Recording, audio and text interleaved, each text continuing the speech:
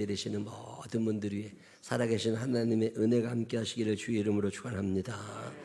지난주에 우리가 시므온 할아버지 얘기 들었어요. 경건했다는 사람, 의로웠다는 사람, 성령님의 위로가 그 위에 있고 그분이 메시아를 기다려요. 오늘 우리가 다시 오실 예수님을 기다리는 것처럼 그분은 오실 메시아를 그렇게 기다리다가 경건하고 거룩하게 사니까 그게 하루아침에 이루어지는 거 아니거든요. 성경에는 경건이라는 단어와 함께 연습한다, 훈련한다 이런 단어가 늘 같이 나옵니다. 경건은 나 혼자 거룩한 게 아니에요. 공동체 속에서 이웃사랑을 실천하는 걸 경건이라고 그럽니다. 이게 시므온이 그렇게 사니까 예루살렘 성전에 가서 예배드릴 때 마침 그때 그 예루살렘에 그 죄 많은 사람들이 많은 곳, 욕심 많은 사람들이 많은 그 예루살렘에 시므온이라는 경건한 사람이 살아. 시대에 어울리지 않는 사람이지요. 세속에 물들지 않았던 사람. 예수님을 만나게 됩니다. 그리고 그분을 품에 안고 하나님을 찬양하는, 마치 그 미리암이 홍해가 갈라지고 거기에 애굽 사람들이 다 죽어가는 걸 보면서 하나님을 찬양했던 그 어마어마한 감격으로 시므온도 그렇게 하나님을 찬양하는 이야기 지난주에 우리가 배웠습니다. 여러분 한 주 살면서 하나님을 이렇게 찬양한 적 있으세요? 야, 이건 정말 하나님이 해주셨구나. 야, 하나님 정말 대단하다. 여러분의 삶에서 하나님이 경험되고 그분을 고백하게 되는 순간들이 이어지게 되시기를 주 이름으로 축원합니다. 누가복음 2장에 누가라고 하는 사람이 누가복음을 써내려가면서 두 사람을 등장시켜요. 한 사람은 시므온 할아버지고 또 한 사람이 누구예요? 안나 할머니야. 오늘 우리가 함께 읽은 성경 본문에 나오는 사람 이름이 안나예요. 안나 할머니. 예수님 태어나시고 마리아와 요셉이 이 아기 예수님을 안고 성전에 들어갔을 때 시므온 할아버지가 와가지고 와 그리고 감격스럽게 찬양하고 난 다음에 조금 더 갔더니 거기에 안나 할머니가 아기 예수를 알아보고, 아무나 알아보는 게 아니거든요. 아기 예수를 알아보고 야 이분이 이런 분일 거라고, 그리고 여러 사람 앞에서 예수님을 증거하는 얘기가 오늘 성경 본문에 나오는 얘기예요. 자, 안나가 누구냐? 저는 누가복음을 읽다가 깜짝 놀랍니다. 누가라는 사람은 참 대단한 사람이에요. 안나를 딱 한 절로 표현해요. 자, 36절에 오늘 여러분 읽으신 본문인데 또 시작. 또 아셀 지파 바누엘의 안나라는 선지자가 있어 나이가 매우 많았더라. 그가 결혼한 후 7배 동안 남편과 함께 살다가 37절에 과부가 되고 84세가 되었더라. 이 사람이 성전을 떠나지 아니하고 주야로 금식하며 기도함으로 섬기더니. 자, 안나를 소개하는데 안나를 소개할 때 아셀 지파 바누엘의 딸 안나. 자, 그 사람이 누군지 여러분 감이 와요, 안 와요? 안 와. 근데 그 당시 사람들은 이 얘기 들으면 다 감이 왔어. 그럼 그 당시 사람들은 아는데 우리는 모르는 게 있는 거겠죠. 자, 보통 소개를 할 때 내가 무슨 이씨입니다, 무슨 김씨입니다 이렇게들 얘기하잖아요. 이스라엘은 12지파거든요. 제일 명문지파라고 소문났던 게 베냐민 지파고, 왕의 피가 흐르는 왕족들은 유다 지파가 하고 있었어요. 제사장들이 모여가지고 제사 중심의 예배 중심의 삶을 살 때 예배를 인도하던 사람들은 레위 지파입니다. 그럼 베냐민 지파다, 유다 지파다, 레위 지파다. 그러면 이 사람들은 왕족이구나. 이 사람들 저 제사장 가문이구나. 이렇게 다 아는데 아셀 지파는 유명하지 않아요. 근데 아셀 지파는 다른 지파들에 비해서 경제적으로 좀 풍요로웠던 지파입니다. 요즘으로 표현하면 돈이 많은 집안이야. 아셀 지파가 돈이 많고 부유한 사람들이 많이 있었는데 이 아셀 지파는 돈만 많은 게 아니라 예배를 참 잘 드리던 사람들입니다. 자, 예배를 잘 드리던 아셀 지파, 경제적으로 더 많이 받아서 여유 있었던 아셀 지파. 근데 이 사람들은 돈 있는 사람들이 자기중심성이 강한 사람들이 많은데 아셀 지파의 특징은 개인주의보다는 공동체성을 강조하며 살던 사람들이에요. 근데 아셀 지파 그러면 그 사람들은 나 혼자 잘 사는 사람들이 아니라 누군가 더불어 살아가는 걸 좋아하고 다른 사람을 위하여 기도하는 걸 좋아하고 다른 사람들의 문제에 내 돈을 들이고 내 시간을 들여서라도 같이 살고 싶어 했던 사람들 아세요? 이 사람들도 겸손하고 예배도 잘 드리고 좀 여유로웠던 사람이 아셀 지파예요. 지금 누가라고 하는 사람이 안나를 소개할 때 그 정도 소개를 하는 게 아셀 지파. 그 다음에 나오는 이름이 바누엘입니다. 안나의 아버지 이름이 바누엘이래. 바누엘이 누군지 아세요? 모르세요? 바누엘이 누군지 아는 사람 아무도 없어. 왜냐하면 바누엘에 대해서는 성경에 나오는 게 없어요. 근데 왜 굳이 그 아버지 이름으로 성경에 바누엘이라고 썼을까? 신약 성경은 히라보로 쓰여집니다. 근데 히라보 바누엘은 히브리어, 구약 성경을 썼던 언어인 히브리어 표현으로 하면 바누엘은 브니엘이에요. 여러분 브니엘 기억하세요? 여기 거여동에 브니엘 교회 있잖아요. 이 브니엘이라고 하는 말은 하나님의 얼굴이라는 뜻이거든요. 야곱이 외삼촌 집에서 살다가 외삼촌한테 쫓겨나게 생겨가지고서 도망을 칩니다. 그래서 아버지 집을 향해 가는데 아버지 집에는 형 에서가 살고 있거든요. 그 형 에서가 자기를 죽일 것 같아. 죄를 너무 많이 지고 도망 나와가지고. 그래가지고서 에서를 만나기 전에 하나님을 만나고 싶었어요. 그래서 사람 만나기 전에 하나님을 만나겠다고 야복강이라는 조그만 탄천보다도 작은 그 조그만 강을 건너가야 되는데 요거를 못 건너갑니다. 그리고 물을 못 건너가고 거기에 앉아가지고서 밤이 새도록 하나님께 기도하죠. 이걸 성경은 천사와 씨름했다고 표현해. 천사를 만나면 되게 죽는 거거든요. 천사가 데려가려고 오는 거니까. 근데 야곱의 천사를 만나서 그 밤에 천사와 씨름하고 났는데 죽지 않고 살아납니다. 그리고 나서 하나님의 축복을 받죠. 너는 하나님과 사람으로 더불어 겨루어 이긴 자다. 그리고 이스라엘의 축복을 받았던 그 장소가 너무 귀해. 내가 여기서 하나님을 만났어. 내가 여기서 주의 음성을 들었어. 내가 여기서 하나님의 축복을 받았어. 그리고 그 특별한 장소의 의미를 부여하면서 그 장소의 이름을 브니엘이라고 지어요. 그게 브니엘이거든요. 하나님을 만나는 장소. 브니엘 교회, 하나님을 만나는 교회, 하나님의 얼굴을 대면하는 교회, 그런 뜻이십니다. 자, 안나의 할아버지가 아들을 낳은 거죠. 그리고 그 아들의 이름을 바누엘, 히브리 말로 브니엘이라고 지었다는 얘기는 믿음의 가문이라는 뜻이에요. 아버지도 믿음이 좋아, 할아버지도 믿음이 좋아. 그래서 대대로 믿음의 명문 가문이라는 뜻입니다. 거기다가 자기 이름이 안나야.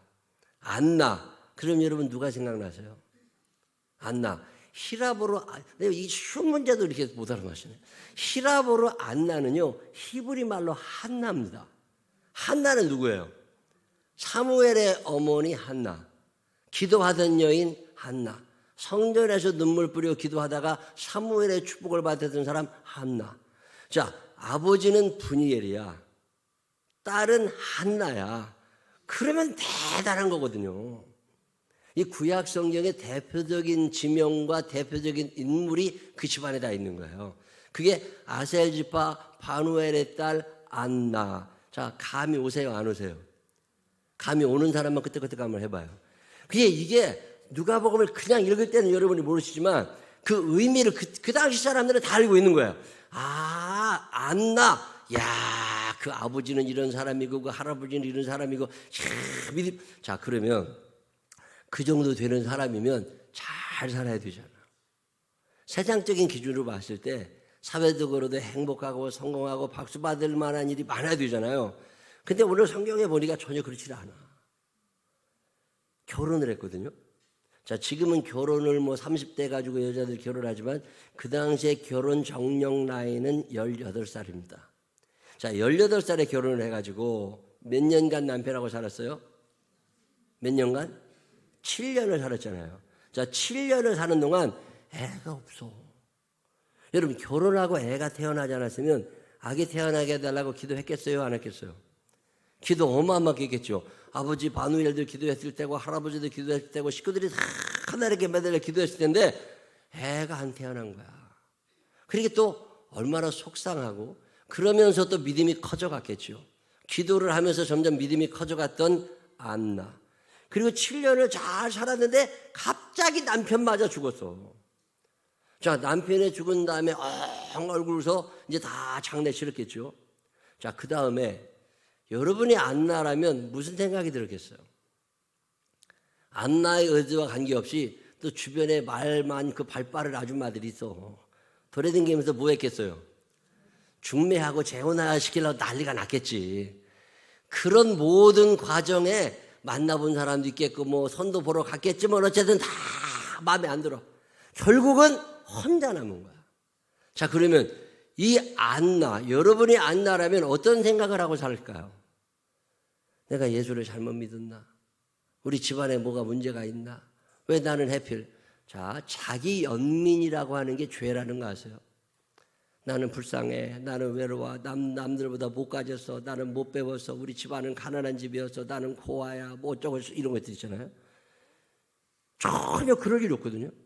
자, 지금 누가가 아셀지파 바누엘의 딸 안나를 강조하는 이유가 있습니다. 적어도 믿음의 사람들은 그 상황에서 자기 연민에 빠지지 않아요. 자, 내가 아이를 못 낳았어. 우리 남편이 죽었어. 그러면 여기에 하나님이 나를 미워하시는 게 아닌데 하나님은 나를 사랑하시고 하나님은 나를 존귀히 여기시는 분이니까 여기에 어떤 하나님의 뜻이 있지 않을까? 자, 이런 생각 해보신 적 있다 없다? 우리는 되게 원망이 없습니다. 그리고 자기 연민에 빠지게 돼요. 왜 나는 하는 일마다 안 되냐? 왜 나는 이렇게 가난한 집에 태어나가지고 왜 우리 남편은 돈을 못 벌어오고 왜 우리 남편이 이렇게 속을 새기고 왜 우리 마누라는 저래가지고 이런 생각이 얼마나 많겠어요. 근데 안나는 그 안 좋은 상황 가운데서 아셀지파 바누엘의 딸답게 그 현실 속에서 믿음을 사용합니다. 여기에는 분명 하나님의 뜻이지 않을까? 왜 하나님이 나를 이렇게 만드신 걸까?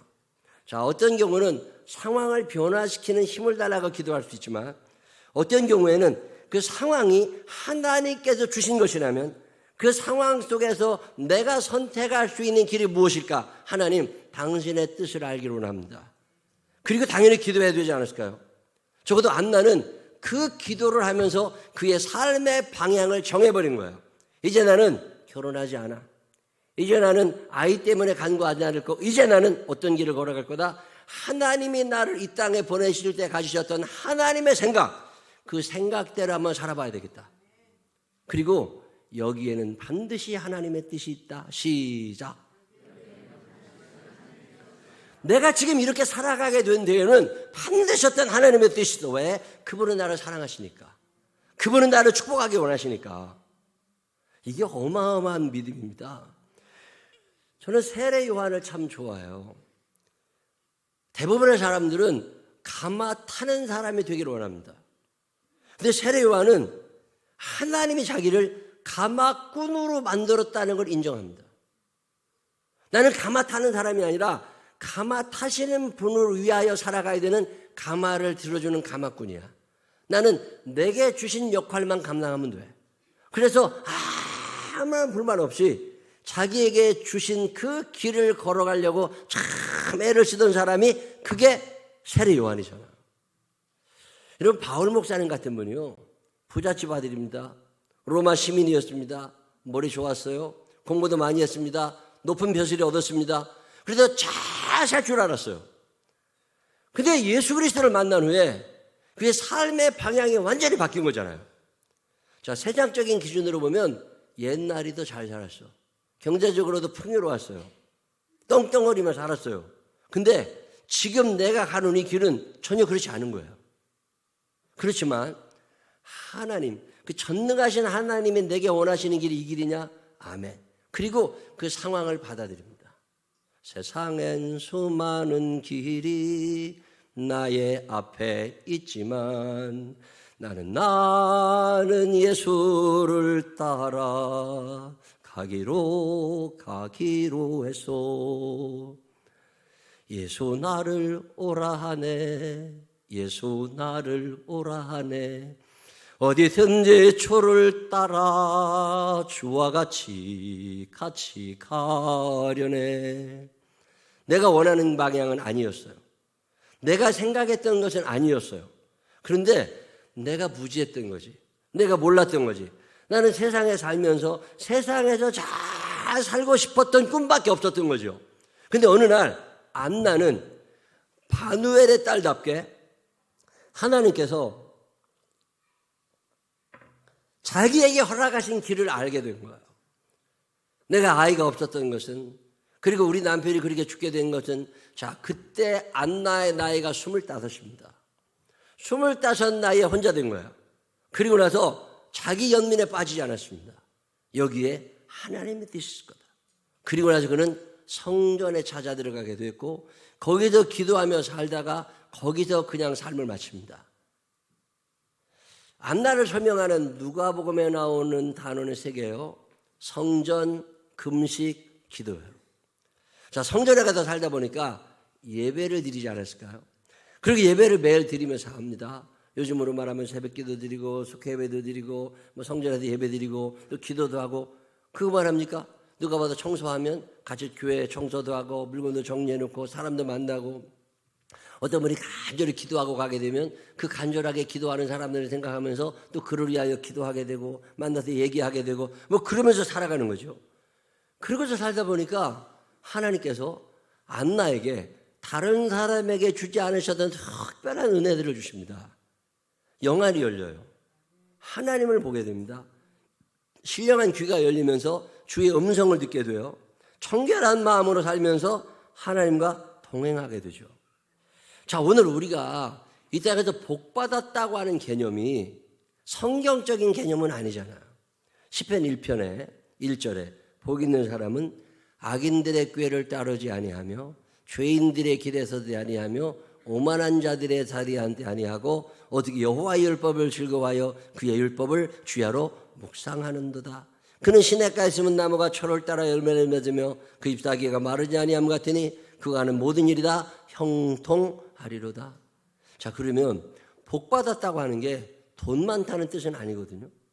하나님이 나를 이 땅에 지으실 때 가지셨던 하나님의 생각을 알고 그 생각대로 나를 움직여가면서 이게 죄의 길이냐 거절할 줄 알고, 저 사람이 약한 사람이냐 안 만날 줄도 알고, 이게 하나님의 뜻이냐 그러면 그 길에 서기도 하고.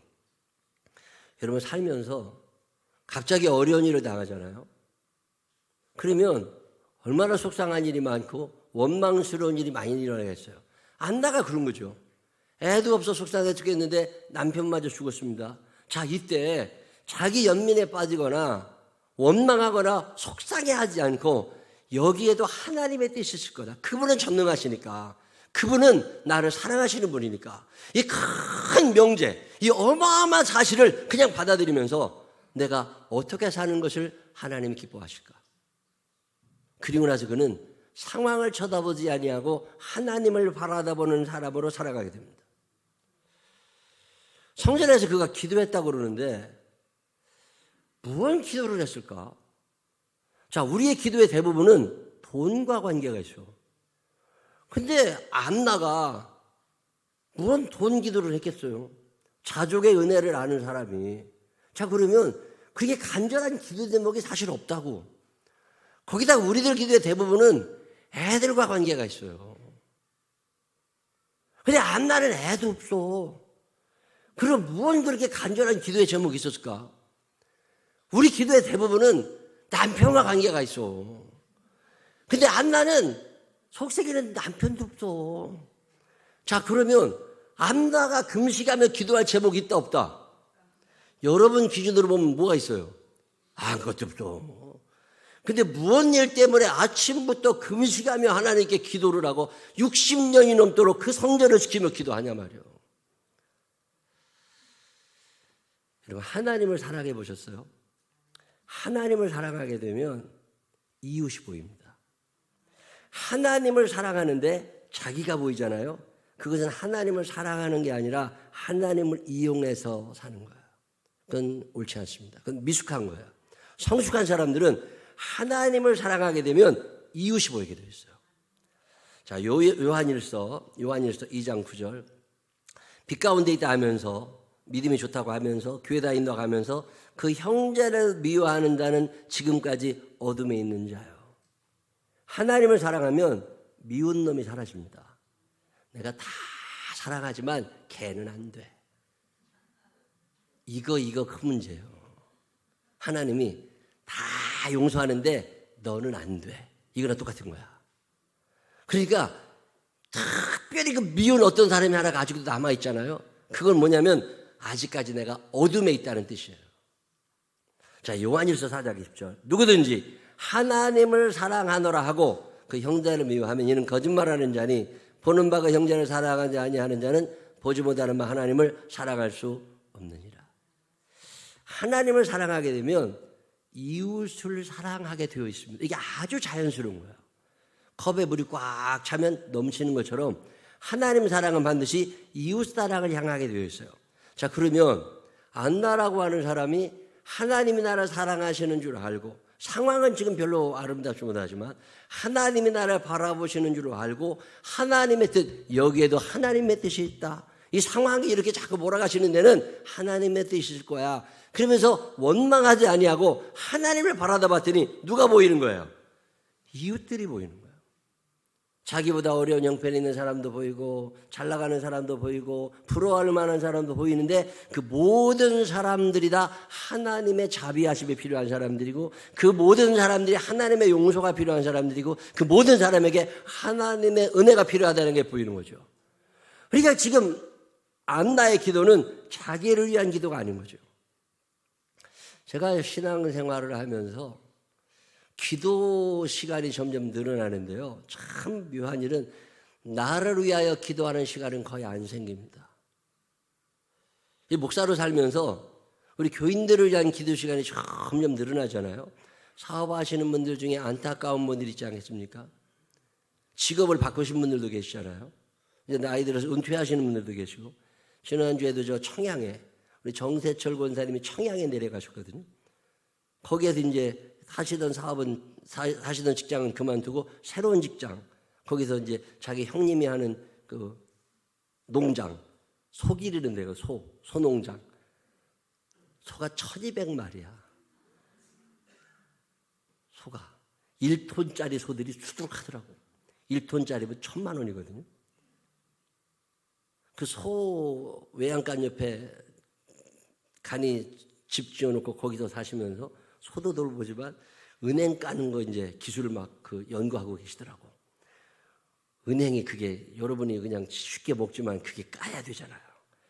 그걸 어떤 강도로 어떻게 비벼대야 그게 기계가 똑바로 짜지 그거 고민하고 해서 성공했다고 하시더라고. 그럼 뭐 직업 바꾸시는 분들 지난주에도 어떤 분이 이직 때문에 한참 기도했는데 직장에 취직이 되셨어요. 아주 원했던 직장에 대표 만나서 나 너무 감사하잖아요. 그런 분들의 꾸준히 기도해야 되죠. 아프다는 사람 생기면 또 기도해야 되죠. 또 미리 예방해 주시라고 기도해야 되잖아요. 군대 가 있는 친구들을 위해서도 기도하죠. 해외에 있는 사람들을 위하여 기도해야 되죠. 기도의 제목이 점점 늘어나잖아요.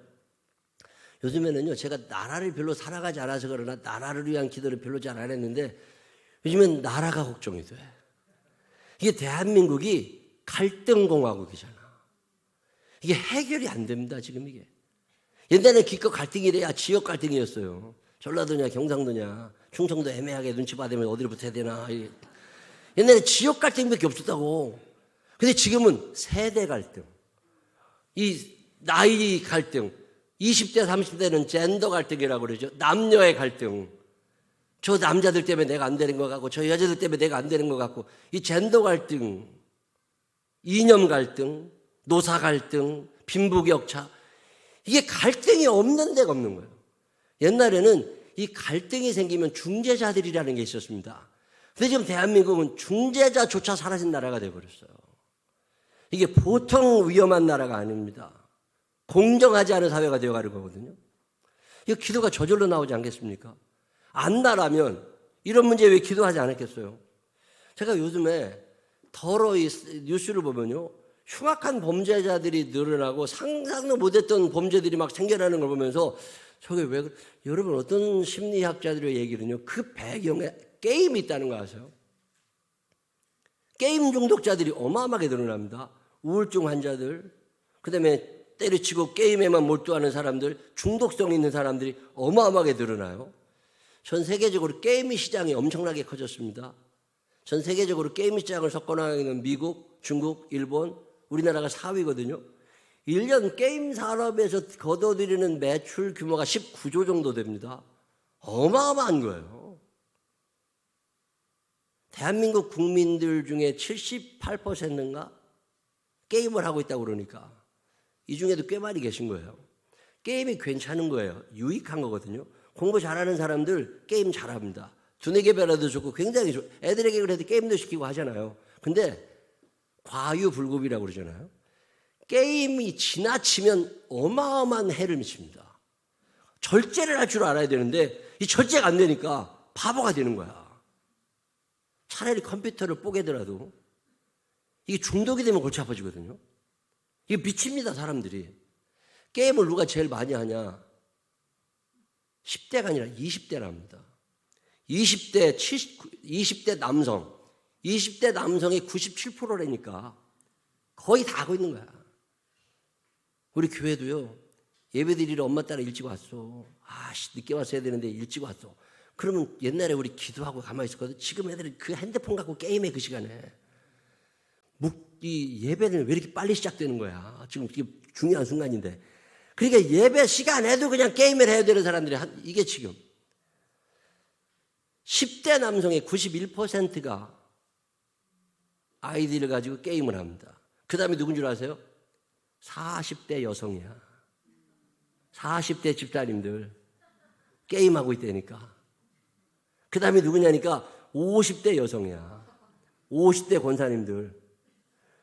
저 같은 사람은요, 게임을 1년에 1분도 안 하거든요. 게임 자체가, 아이디 자체가 없으니까. 자, 그러면 하루 평균 2시간을 한다 그러면 내가 안 한 2시간을 누가 4시간 하고 있는 거야. 기도해야 되지 않을까요? 여러분, 안나 할머니라면 이런 문제를 위하여 자녀들이 게임 중독이 되지 않게. 여러분, 요즘에 결혼 안 하는 사람들도 많지만 원치 않게 임신한 사람들이 많다는 거 아세요? 특별히 10대 여고생들이 아이를 낳는 문제가 지금 심각한 사회 문제가 되고 있고요. 한 2주 전에 우리 교회 집사님 한 분이 모처럼 교회 오셨어요. 저를 만나서 이런저런 얘기하면서 친정에 갔다 왔다고. 그래서 왜 그러냐니까 조카가 고등학교 1학년인데 아기를 가졌대. 집안이 난리가 났대. 그래서 그거 얘기하고 기도하고 그 남자 만나가지고 또 7개월인가 8개월 됐으니까 임신한 지. 이거 어떻게 할 거냐는 거야. 자, 이런 문제들이요, 수두룩하다는 거 아세요, 여러분? 자, 적어도 안나 할머니라면 이런 문제를 위하여 기도하지 않았을까? 이게 남의 문제가 이제 아닌 거예요. 우리들의 문제가 되어버린 거죠. 여러분, 이 술의 문제. 옛날에는 술 선전도 다 남자들이 했습니다. 남자만 먹는 거였다고. 근데 지금은 술 선전 다 여자들이 해요. 그러니까 물 먹는 여자보다 술 먹는 여자가 더 많아. 이게 아주 심각해졌다니까. 여러분이 음주가 결혼 전에 20대, 10대 술을 너무 많이 먹다 보면요, 자궁에 문제가 생겨. 출산이 안 돼. 거기다가 아기가 태어났을 때 장애일 가능성도 생깁니다. 여러 가지 해악이 많이 나와 있는데도 불구하고 흡연과 음주의 문제가 여자, 남자가 이제 똑같아진 거잖아요. 여러분, 이거 우리가 깨어 기도해야 되지 않을까요? 적어도 안나 할머니라면 이런 문제를 위하여 기도하지 않았을까? 우리가 이걸 너무 무시하고 살아서는 안 되는, 자기 문제가 아니잖아요. 안나는 남편도 없고 아들도 없고 딸도 없고 뭐 돈도 필요 없는데 금식하며 기도했던 안나는 하나님의 사랑을 이웃사랑으로 확장시켜가면서 그 문제들을 내 문제로 끌어안고 적어도 그리스도인이라면 이 길을 걸어가야 되는 게 아닐까. 마약 문제도 굉장히 심각하잖아요. 우리나라 10대 이 중고등학교 아이들 중에 뭐 빠른 아이들은 초등학교 고학년도 있더라고요. 마약과 관계된 치료를 받고 있는 사람이 10,000명입니다. 10,000명. 지금 이게 남의 얘기가 아니라 우리 동네에도 있단 말이에요. 이거 기도해야 되지 않을까요? 얼마 전에 여러분도 뉴스에서 보셨는지 모르지만 지난번 경기도 지사하던 남경필 아들이 마약 때문에 뉴스에 2번이나 크게 났습니다. 그 기사를 보는데 가슴이 철렁 내려앉아요. 그때 남경필 집사님이신데, 남경필 집사님은 만납교회 김병삼 목사님하고 같이 모이는 친구인데, 저 그때 성지순례를 같이 갔다고. 이스라엘에 가 있는데 뉴스가 뜬 거예요. 가슴이 철렁 내려앉아. 기도가 저절로 나온다. 어떡하냐. 그랬더니 고맙다고. 그러더니 귀국했어요. 성지순례다 못 마치고. 그리고 나서 이제 지지난주에 점심을 같이 먹었습니다. 이야, 사람이 확 달라져 있어요. 옛날 정치할 때는 그런 게 두려움이고 창피하고, 그 아들이 미국 유학 시절에 마약 접해가지고서 집안에 골칫덩어리로 있다가 결국 또 부부간에 이혼도 하게 되고, 그 아들이 병원에 들어가 있거든요. 이게 절제가 안 되니까 병원에 들어가 있는데 병원에 전염병이 돌아가지고 다 환자를 내보낸 거야. 환자를 내보내니까 집에 와가지고 있는 동안에 또 고시된 거야. 구속을 시켜라. 격리시키는 것밖에는 다른 방법이 없다. 근데 요즘에 인권운동하는 사람들이 구속을 못하게 한다고. 또 나면 또 결국 또 들어갔잖아요. 근데 그런 얘기를 해요. 상황은 달라진 게 아무것도 없는데 내가 달라졌다. 옛날에는 그런 얘기를 들으면 속이 상하고 분노하고 화가 나고. 근데 이제 재혼한 그 부인 집사님, 이 집사님이신데 믿음이 참 좋아요. 근데 같이 이제 신앙생활을 하면서 요즘에는 새벽 기도도 하고 다니는 교회에서 봉사도 잘하고 열심히 믿으려고 아주 애를 써요. 근데 이번에 뉴스가 나오고 한국에 돌아오는 비행기를 타고 오면서 참 감사했대요. 아, 여기에도 하나님의 뜻이 있다. 하나님이 과연 나한테 재물도 주시고 힘도 주시고 뭐를 다 주셨는데 하나님이 내게 원하시는 게 있지 않겠나. 하나님 생각이 나더래요. 그리고서 기도하는데 성령께서 이마에서 치료해 주시면서 그렇게 평강을 주신대요. 걱정하지 마라. 밥을 먹으면서 그런 얘기해요. 어제 그저께 그 모임이 하나 있어서 갔는데 8명인가 있었는데 자기가 다들 걱정은 되면서 물어보지는 못한대. 자기가 먼저 얘기했대요. 그러면서 내가 굉장히 마음이 편안하다. 옛날하고 상황은 달라진 게 없지만 내가 달라졌다. 야, 이걸 은혜 받았다고 표현하는구나. 이게 성령님이 함께 하신다고 표현하는구나. 그 문제를 해결해 나가는 능력이 생기고 그 문제를 받아들이는 여유로움이 생기고, 아, 우리 아들에게 이런 일이 일어나는 거 하나님의 뜻이 있고 하나님이 내게 주시는 음성이 여기에 있었구나. 왜 그동안에는 그것을 알지 못하고 원망하며 살았을까? 회개가 나오면서 그렇게 편안하대요. 그런 간증을 안나가 그러지 않았을까요? 상황은 너무 안 좋아지고 원망할 수밖에 없는 상황이지만 이제 내가 변한 거예요. 하나님 사랑으로 점점 나를 채우다 보니까 이웃들이 보이게 되고, 그 남경필 집사 그런 얘기해요. 하나님이 내게 무언가를 많이 주셨는데 이제는 이것을 가지고 하나님께서 원하시는 일을 어떻게 할까를 고민하며 기도하고 있다. 참 감사하다. 이래서 예수를 믿는 거구나. 이래서 사람들이 교회 가라고 그랬던 거구나. 어렸을 때부터 교회는 다녔지만 형식적이었는데 이제 새벽 기도도 하고 매일마다 큐티하면서 하나님을 만나는 경험을 점점 해가면서 성장해 나가는 자기 자신을 보면서, 아, 하나님께 맡기고 사는 게 이런 거구나. 기쁨을 고백하더라고요. 저는 안나를 보면 시편 84편 10절에 있는 말씀이 생각이 납니다. 주의 궁정에서의 한 날이 다른 곳에서의 첫날보다 나은즉, 세상에서 천일을 사는 것보다 내 하루 주회전에 있는 게 나은즉, 악인의 장막에 사는 것보다 내 하나님의 성전 문들기로 있는 것을 줬사오니 여호와 하나님은 해요 방패이시라. 여호와께서 은혜와 영화를 주시며 정직하게 행하는 자에게 좋은 것을 아끼지 아니하실 것임이니이다. 만군의 여호와여, 주께 의지하는 복이 있나이다. 그래, 안나가 복 있는 여자인 거잖아요. 아무도 의지하지 아니하고 하나님 한 분을 바라보다가 하나님을 사랑하게 되고 그 하나님 나라를 사랑하심을 알아. 이 하나님 사랑을 이웃 사랑으로 확장시켜 나가면서 중보 기도자의 사명. 하나님께서 나를 간단하게 만들어주신 이유는 저 많은 사람들을 가슴에 품고 사랑하는 그의 제자 가슴에 안고 그렇게 기도하셨던 예수님처럼 내게 이 사명을 허락하여 주셨구나. 그리고는 성전을 지키는 기도하는 사람으로 그의 인생을 살아갑니다. 그리고 60년, 그 60년의 세월의 끝에 하나님께서 아기 예수를 만나게 하시고 그 안나 덕분에 그의 아버지의 이름이 성경에 나오고 그의 지파가 성경에 나오고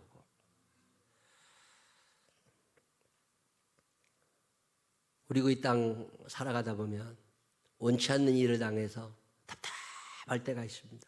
그때 자기 연민에 빠지거나 원망하는 사람이 아니라 여기에도 하나님의 크신 뜻이 있다. 그분은 나를 사랑하시니까 그분이 나를 인도하실 거니까 그 하나님의 뜻을 생각하며 하나님의 뜻에 맞게 살아. 안나처럼 그 이름이 빛나고 그 아버지가 빛나고 그 가문이 빛나게 되는 믿음의 영웅들이 되시기를 주의 이름으로 축원합니다. 기도하십시다. 하나님 아버지, 왜 하필 나에게 이런 일이, 거기에도 하나님의 뜻이 있음을 때로는 알게 하여 주시어서 상황을 바꾸려고 하기보다도 그 상황을 허락하신 하나님의 마음을 먼저 알아 하나님의 뜻을 이루어 드릴 수 있는 우리들이 되게 하여 주시옵소서. 전능하신 아버지 하나님, 우리를 사랑하시는 줄로 믿습니다. 우리를 책임져 주시는 줄로 믿습니다. 그 하나님의 뜻을 늘 기억하는 자 되게 하여 주시옵시고 이 땅 사는 동안 내 힘으로 어찌할 수 없는 어마어마한 상황들 속에서 하나님의 뜻을 바라다보며 하나님의 뜻을 이루어 드릴 수 있는 우리 모두가 되게 하여 주옵소서. 축복하실 주님을 찬양합니다. 예수님 거룩하신 이름으로 기도드렸습니다. 아멘. 다 같이 일어서셔서